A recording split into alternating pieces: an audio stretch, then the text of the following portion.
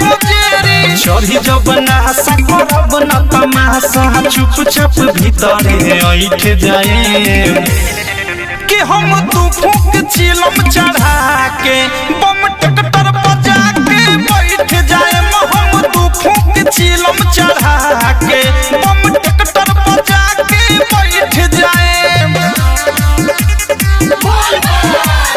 Music by Jaydeep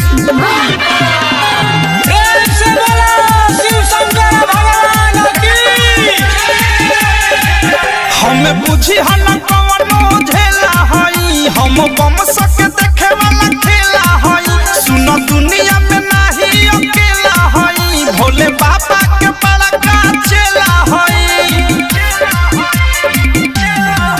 हमें बुझी हन कवनो झेला हई हम बम सक देखे वाला खेला हई सुन दुनिया में नाही अकेला हई भोले बाबा के बड़ा का चेला हई। खुद धन कायम के करन पियाम को राजा के झोरा में सईत जाए कि हम तू फूक चिलम चढ़ा के बम ट्रैक्टर बजा के बैठ जाए हम तू फूक चिलम चढ़ा के बम ट्रैक्टर बजा के बैठ जाए।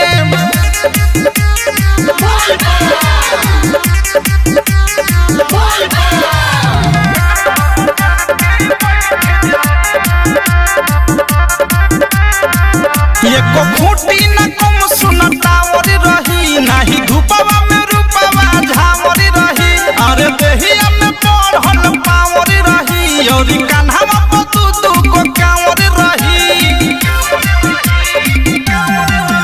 एको फूटी न कम सुनतावर रही नाही धूपवा में रूपवा झावर रही सुन देहिया में पढ़ल पावर रही और कान्हवा पर दू को कांवर रही। बीकी विशाल बम पील मटाल अवधेश नहीं बुझ कि निरैठ जाए कि हम तू फूक चिलम चढ़ा के बम